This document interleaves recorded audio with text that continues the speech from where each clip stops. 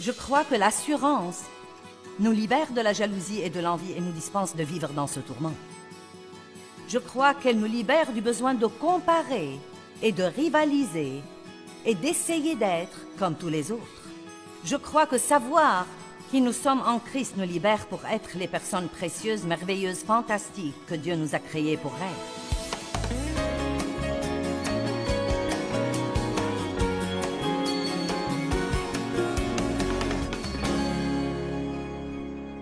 Dieu a un plan individuel pour la vie de chacun de nous, et s'il a voulu que Pierre souffre et qu'il soit crucifié à l'envers, et s'il a voulu que Jean vive peut-être 20 ou 25 ans de plus après la mort de Pierre, il dit « Pierre, ça ne te regarde pas.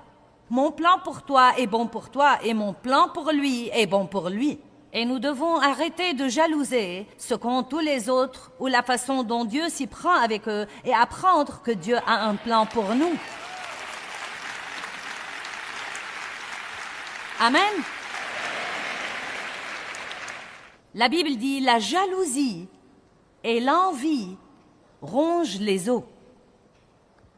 Proverbe 14, 30. Vous savez quoi? Vous entendez l'expression « rongé par la jalousie ». Et c'est une expression mondaine, mais elle est si vraie. Quand vous êtes jaloux de quelqu'un d'autre et que vous ne pouvez pas être heureux pour lui quand il est béni, vous êtes rongé de l'intérieur. Et vous savez, il y a des moments où je vois quelqu'un d'autre, peut-être même quelqu'un dans le ministère qui a plus de succès que moi sur un certain plan. Je ne vais pas dire que je n'ai pas ce sentiment parfois, mais je le combats. Je ne vais pas avoir ce poison dans ma vie. Et vous savez comment je le combats? Dieu, je te remercie pour l'avoir béni. Je suis contente que tu l'aies béni. Je ne serai peut-être pas contente à ce moment-là, mais le diable ne le saura pas. Je te remercie pour l'avoir béni. Je te remercie pour l'avoir aidé. Et Dieu, je sais, vous devez parler à haute voix. Répondez au diable. Vous devez dire, je te remercie Dieu parce que tu as un plan pour moi et parce que mon jour viendra. Je n'aurai peut-être pas exactement ce qu'il a, mais tu as quelque chose pour moi. Et quand ça viendra, il sera aussi bon que ce que quelqu'un d'autre a. Arrêtez de rester là à ne rien faire et de laisser le diable régner.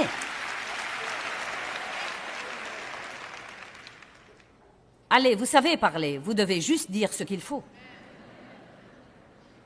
Jacques 4 est un chapitre qui m'a changé la vie. Je voudrais partager avec vous les 3 premiers versets. D'où viennent les conflits, les dissensions et les querelles?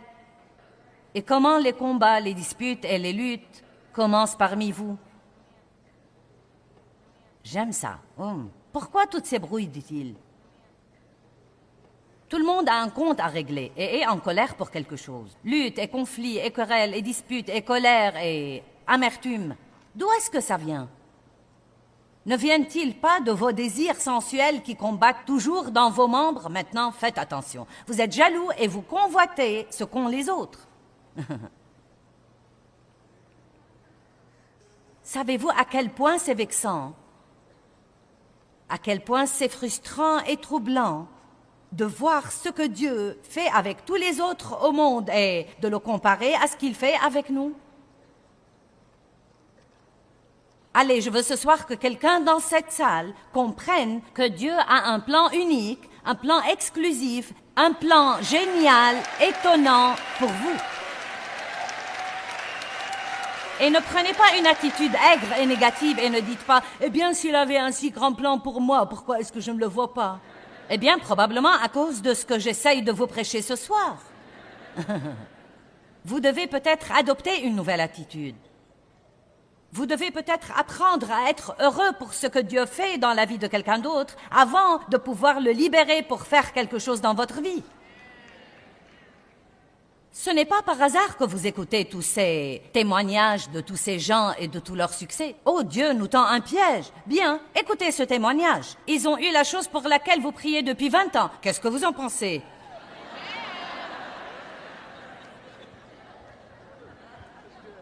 Oh, eh bien, Dieu ne ferait pas ça. Si, il le ferait.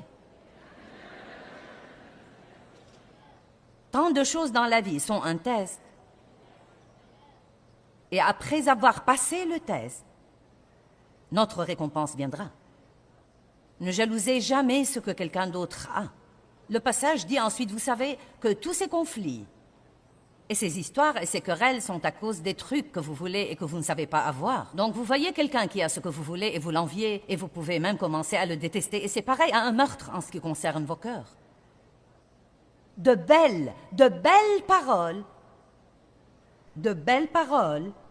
qui m'ont changé la vie. C'est ce que dit la Bible. Vous n'avez pas parce que vous ne demandez pas. Et vous savez ce que j'ai appris de ça? Ne jalousez jamais quelqu'un d'autre. Demandez à Dieu ce que vous voulez. Puis fiez-vous à lui pour vous le donner de la bonne façon et au bon moment. Et fiez-vous à lui pour ne pas vous le donner si ce que vous demandez n'est pas ce que Dieu a de mieux pour vous. Maintenant, il y a des choses dans la Bible que nous savons que Dieu veut que nous ayons tous. C'est écrit noir sur blanc, c'est une de ses promesses. Mais il y a beaucoup d'autres choses que la Bible ne vous dit pas. Peut-être que vous priez pour être le leader de l'adoration dans votre église. Il faut que ce soit une chose du genre « si c'est ta volonté, Dieu ». Et si vous croyez que cette jalousie n'est que dans le monde, vous avez tout à fait tort. Nous apportons nos bagages avec nous à l'église et nous nous asseyons avec semaine après semaine. Eh bien, si seulement je chantais comme toi. Eh bien, en réalité, je crois que je chante mieux que toi et je crois que c'est moi qui devrais être là-haut, pas toi. Je me rappelle quand je donnais mon étude de Bible à 20 personnes à la maison et je faisais ça depuis 5 ans et j'avais une si grande vision et j'en avais assez de ce qu'elle soit petite. Ne méprisez pas le jour des petits commencements. Je voulais juste quelque chose de grand. De grand. Parce que je manquais d'assurance à l'époque et je ne savais pas que j'étais en Christ. Et j'essayais toujours de surmonter toute la honte et le blâme de mon passé et la culpabilité et la condamnation que j'avais. Et j'avais besoin de quelque chose de grand à l'extérieur pour m'aider à me sentir mieux. Et Dieu n'allait pas me le donner avant que les choses ne soient réparées à l'intérieur. Allez maintenant, je prêche bien. Parce que si Dieu nous donne des tas de trucs à l'extérieur et que nous n'avons rien à l'intérieur, à ce moment-là, la première tempête qui viendra nous emportera. Vous voyez, j'aime ce que je fais. Je l'apprécie, mais je ne sais pas, peut-être que je ne pourrai pas le faire toute ma vie. Mais ça n'enlève vraiment rien à ma valeur. Car notre valeur est en qui nous sommes en Christ et non pas en ce que nous faisons. Et croyez-moi, si nous n'apprenons pas ça, nous serons dans le pétrin, car peu importe combien merveilleusement vous faites ce que vous faites, un jour viendra où quelqu'un d'autre viendra et le fera mieux que vous. Aussi vite que court un coureur, quelqu'un battra son record. Aussi vite que nage un nageur, quelqu'un d'autre viendra battre son record.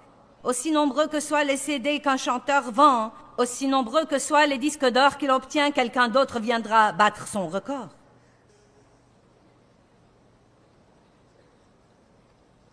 Nous devons apprendre à suivre les saisons de Dieu dans notre vie et comprendre que nous sommes tout aussi précieux en toute saison. Je crois que l'assurance nous libère de la jalousie et de l'envie et nous dispense de vivre dans ce tourment. Je crois qu'elle nous libère du besoin de comparer et de rivaliser et d'essayer d'être comme tous les autres.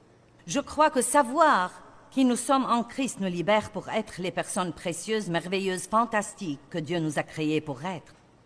Et vous pouvez l'être et l'assumer pleinement. Je suis différente et j'aime ça. J'aime ça.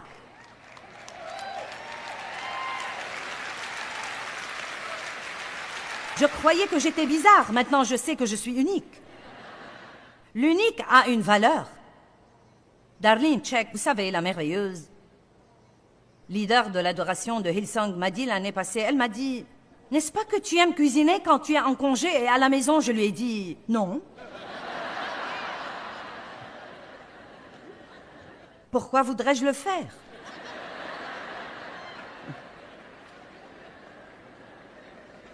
Eh bien, vous savez, Darlene aime vraiment tout ça et donc, parfois, nous ne comprenons pas pourquoi les gens n'aiment pas ce que nous aimons et parfois, si je ne sais pas qui je suis en Christ, je peux me sentir sous pression parce que je ne suis pas la parfaite femme de maison. Je peux lutter avec un démon pour vous, mais ne me demandez pas de faire un petit. Parce que ça ne marchera pas. Amen. Je me souviens que j'ai essayé de chanter et d'apprendre à jouer de la guitare parce que je connaissais un autre pasteur qui savait non seulement prêcher, mais encore chanter et jouer de la guitare. Eh bien, le problème était que j'ai presque échoué en musique. Je ne savais pas jouer de la guitare. Je sais jouer un peu de l'harmonica, mais pas trop bien.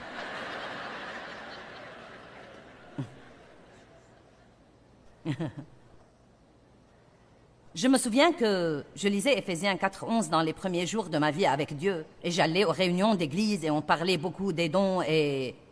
Vous savez, tout le monde disait, eh bien, quel est ton don? Quel est ton don?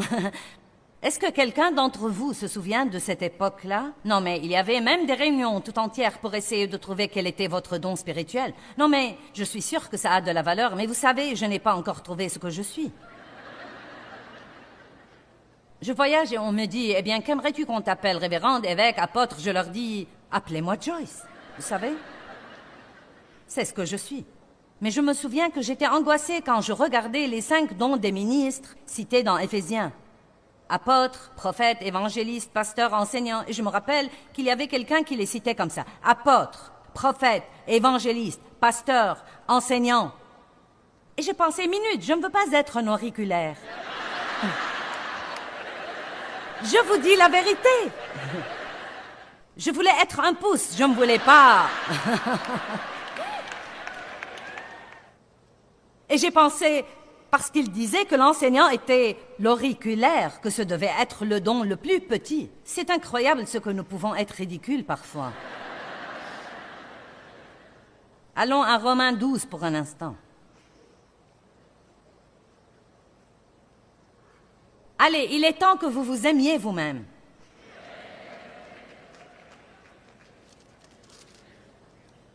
Romains 12 dit en fait que nous sommes nombreux, mais que nous faisons tous partie d'un seul corps. Nous avons tous des fonctions différentes, mais nous faisons partie d'un seul corps. Ensuite, il dit, vous savez, que certains sont ceci et que certains sont cela. Mais parlons de notre corps physique qui est l'exemple que Dieu utilise. Mon corps physique a beaucoup de parties différentes, mais elles ne sont pas toutes pareilles, elles ne se ressemblent pas, elles n'ont pas la même fonction. Certaines parties ont des privilèges que d'autres parties n'ont pas. Certaines parties sont plus visibles que d'autres parties. Et quel gâchis ce serait si la jalousie régnait sur toutes les parties de mon corps. Vous voyez, nous devons travailler ensemble. De temps en temps, j'aurai une nouvelle paire de chaussettes. Elles sont un peu difficiles à mettre. Et vous savez, vous luttez avec ça. Vous savez, c'est étonnant pour moi parce que ma main vient immédiatement au secours et aide le pied. Elle l'aide. Et vous savez, j'ai une jolie bague là et mon doigt a l'occasion de la porter, mais mon œil a l'occasion de la voir. Mon doigt n'a jamais vu cette bague. Il a l'occasion de la porter. Il a l'occasion de l'exhiber, mais toute sa vie, il ne verra jamais cette bague. L'œil n'a pas l'occasion de porter la bague, mais il voit la bague. Maintenant, qu'arriverait-il si ma main disait « Je ne vais pas t'aider à mettre ces chaussures » car pour te dire la vérité, vraiment, je voudrais avoir des chaussures moi-même. Et dans ma vie, étant une main, je n'ai jamais eu de chaussures. Et si tu crois que je vais continuer à t'aider à mettre tes chaussures toute ma vie, tu te trompes lourdement. Et si un jour, l'œil disait « Je refuse de regarder la bague », je ne vais pas regarder la bague, je veux ma propre bague. Et si je ne peux pas avoir une bague, à ce moment-là, je refuserai de la regarder. Et c'est comme ça que nous passons une grande partie de nos vies en tant que chrétiens. Et si Dieu faisait notre volonté et nous disait « D'accord ».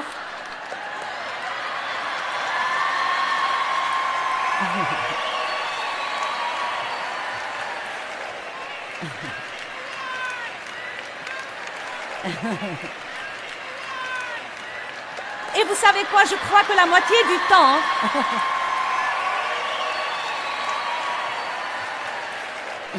Non, mais nous ferions mieux d'espérer que Dieu ne nous donnera pas certains des trucs que nous demandons.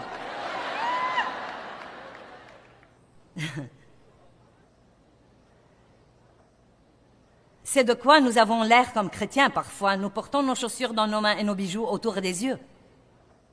Mais Dieu soit loué, nous avons eu ce que nous voulions. Mais le problème est que maintenant j'ai mes bijoux sur mes yeux et je ne peux pas voir où je vais. Donc je rentre dans les trucs, je fais mal aux gens. Je crois que l'assurance nous libère de tout ça. Je ne suis pas obligée d'avoir ce que vous avez, je peux être heureuse sans cela. Je ne suis pas obligée de faire ce que vous faites. Vous n'êtes même pas obligé de m'aimer pour que je sois heureuse, car ma joie n'est pas basée sur ce que vous pensez de moi. Elle est basée sur qui je suis en Christ. Je peux faire un pas de foi et essayer de faire quelque chose et échouer, et cependant être heureuse et sûre de moi, car ma confiance n'est pas dans ma réussite, dans tout ce que j'essaye de faire. Je peux manquer Dieu, je peux croire que j'ai entendu de Dieu et carrément manquer Dieu, mais cela n'amoindrit pas qui je suis en Christ. Je ne suis pas obligée d'être prudente, je peux vivre audacieusement, je peux vivre agressivement. Et les gens qui font ça finiront par faire de grandes choses pour Dieu. Ils feront peut-être quelques bêtises de temps en temps, mais vraiment, vous ne pouvez pas conduire une voiture garée. Vous devez mettre la voiture en prise et commencer à vous déplacer. Même si vous avez un accident ou deux, vous devez vous déplacer.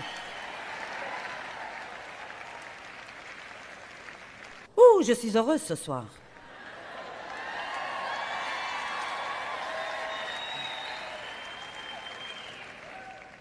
Nous devons nous débarrasser de certaines mentalités mondaines. Vous devez maîtriser votre pensée. Débarrassez-vous de « Eh bien, je ne peux pas faire ça, je suis trop vieille. » Vous savez quoi? J'ai dû moi-même combattre ça quelque peu. Et je peux vous dire quand ça a commencé. Je n'ai jamais pensé que j'étais vieille, je ne me sens pas vieille. Je ne crois pas que je me comporte en vieille, mais... Vous savez, il y a 2 ans, j'ai dû m'inscrire à l'assistance médicale. Je me suis sentie vieille. Et ensuite, l'année passée, j'ai dû m'inscrire à la sécurité sociale. Je vous dis la vérité vraie, quand j'ai dû m'inscrire à l'assistance médicale et à la sécurité sociale, le diable a en fait essayé d'utiliser ça pour m'inculquer l'idée « Eh bien, je suis trop vieille. » Pas vraiment trop vieille, mais c'était comme des choses différentes sont arrivées et j'ai commencé à avoir l'idée « Eh bien, je vieillis. » Et vous savez quoi? Si vous commencez à penser vieux, tout le reste dans votre vie fera de même. Vous commencerez à vous habiller vieux. Vous pouvez aller... Allez maintenant. Vous pouvez aller dans un grand magasin chic et voir où commence la collection pour vieux.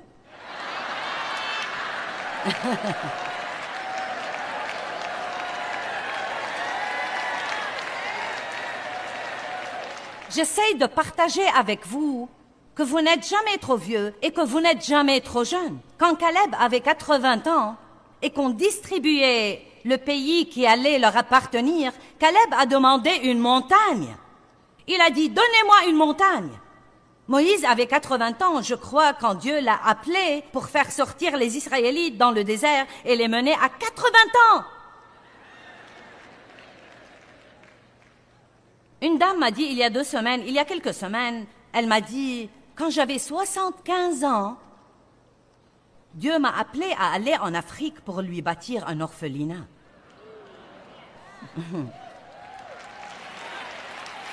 75 ans! Mais vous voyez, le monde vous donne cette mentalité et vous vole votre assurance. Le pasteur Tommy a dit qu'il joue au basket tous les lundis soirs pour 2 heures d'affilée avec des jeunes de 20 ans. Vous savez pourquoi il peut faire ça? Parce qu'il n'a jamais arrêté de le faire. Allez, c'est pourquoi il peut le faire, parce qu'il n'a jamais arrêté de le faire. Et certains d'entre vous peuvent faire beaucoup de trucs, mais vous avez arrêté de les faire il y a longtemps, parce que le monde vous a convaincu que vous étiez maintenant trop vieux.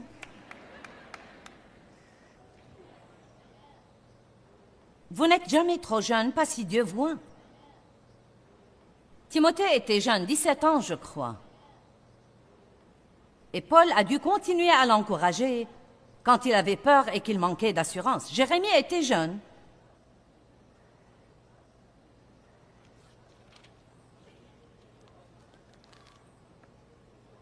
Et pour l'amour de Dieu, ne dites jamais « Eh bien, je ne peux pas faire ça.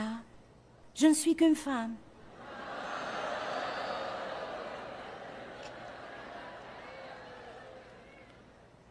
Et cette mentalité est ancrée dans la pensée.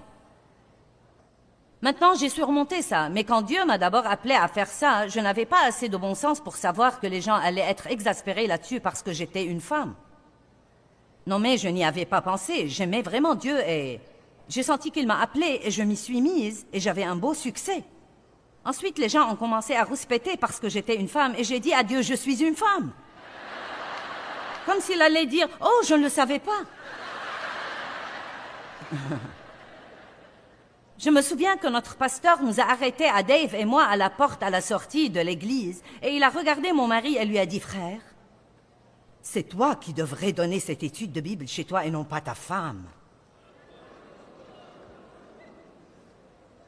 Eh bien, nous avons essayé. Dave a essayé d'enseigner et j'ai essayé de me taire et ça n'a pas marché.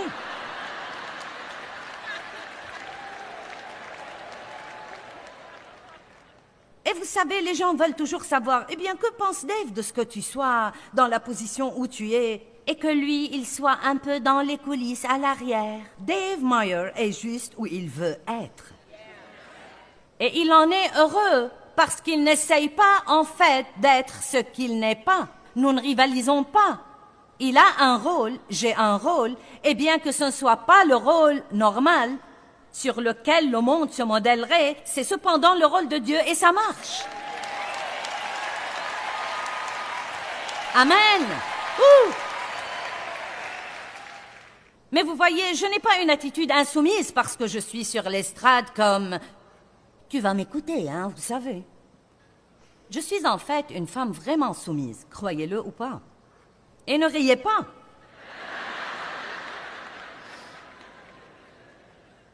Vous savez, les femmes sont étonnantes. Étonnantes. Nous avons des bébés. Nous sommes étonnantes. Une femme a donné naissance au Sauveur. Les femmes étaient les dernières à la croix et les premières à la tombe. La Bible dit que Marie s'est levée tôt et que quand Jésus lui est apparu, elle a dû revenir sortir les garçons du lit. Maintenant, les mecs, je vous aime, mais c'est un fait. Les femmes étaient les dernières à la croix et les premières à la tombe. Ne me dites pas que les femmes ne peuvent pas prêcher parce qu'une femme était la première à porter le message de l'Évangile. Vous dites, oh, Jésus a dit à Marie, « Va et dis à mes disciples, il a ressuscité. » Ça m'a l'air de prêcher. Vous savez, les gars, ne regardez jamais une femme en pensant, « Eh bien, tu ne peux pas faire ça, tu n'es qu'une femme. » Ne dites jamais, « Eh bien, je ne suis qu'une mère au foyer, ou bien, je ne suis qu'une gardienne, ou bien, je nettoie les maisons pour gagner ma vie. » Personne n'est un « je ne suis que ». Nous sommes tous doués et appelés dans différents domaines et nous devons être fiers de tout ce que Dieu nous a appelés à faire. Indépendamment de ce que le monde en pense, vous devez être fiers de ce que Dieu vous a appelé à faire. Peu importe si le monde croit que c'est la plus petite chose qui soit, vous devez être fiers de ce que Dieu vous a appelé à faire. Et si on vous confie le nettoyage des toilettes de l'église, faites-en les toilettes les plus jolies qui soient. Amen. Bien, vous allez aimer ça. Laissez-moi vraiment vous dire comment sont les femmes. La maman et le papa regardaient la télé et la maman a dit « Je suis fatiguée, je crois que je vais aller me coucher. » Donc, elle est allée à la cuisine pour faire les sandwichs pour le déjeuner du lendemain matin et elle a sorti la viande du congélateur pour le dîner du lendemain. Elle a vérifié les niveaux des boîtes de céréales, rempli le conteneur du sucre, mis des bols sur la table. Elle a préparé la cafetière pour le lendemain matin. Elle a ensuite mis des vêtements humides dans le séchoir, le linge dans la machine à laver, elle a repassé une chemise. Elle a ramassé un jeu laissé sur la table, remis l'annuaire du téléphone dans le tiroir. Elle a arrosé les plantes, vidé la corbeille à papier, étendu une serviette à sécher. Elle a bâillé, elle s'est étirée, elle a dit « Je vais me coucher ». Elle s'est arrêtée par le bureau, a écrit une note au prof, compté de l'argent pour une sortie scolaire, retiré un manuel de dessous une chaise et l'a remis à sa place. Elle a signé une carte d'anniversaire pour une amie, a mis l'adresse sur une enveloppe, écrit une liste pour le supermarché et a mis les deux près de son sac. La maman a ensuite nettoyé son visage et mis la crème hydratante. Elle s'est ensuite brossé les dents. Elle s'est coupé les ongles. Le mari a appelé et a dit « J'ai cru que tu allais te coucher. »« J'arrive, dit-elle. » Elle a mis de l'eau dans le bol du chien, a mis le chat dehors, ensuite elle s'est assurée que les portes étaient fermées. Elle est passée voir chacun de ses enfants, a allumé une lampe de chevet, a suspendu une chemise, a jeté quelques chaussettes sales dans le panier à linge et a parlé avec un de ses enfants qui faisait toujours ses devoirs. Dans sa chambre, elle a réglé le réveil, préparé les vêtements pour le lendemain matin et elle a ajouté 3 choses à sa liste de choses à faire le lendemain. Pendant ce temps, le mari a éteint la télé et a dit à personne en particulier « Je vais me coucher » et il l'a fait.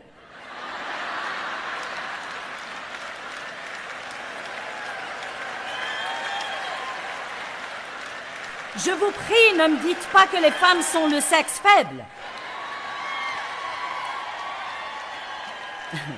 J'aurai peut-être toujours besoin de Dave pour m'ouvrir un pot de mayonnaise, mais je peux tout faire par le Christ qui me fortifie. Je suis à la hauteur de quoi que ce soit, prête à toute éventualité par celui qui m'infuse la force intérieure. Peu importe si je me sens sûre de moi ou pas, je serai sûre de moi. Et quel que soit ce que je ressens, je ne laisserai jamais l'ennemi l'utiliser pour m'éliminer. Je vais finir ce que Dieu m'a appelé à faire. Quelqu'un peut dire Amen? Amen, Amen, Amen, Amen, Amen. Ouh, Alléluia!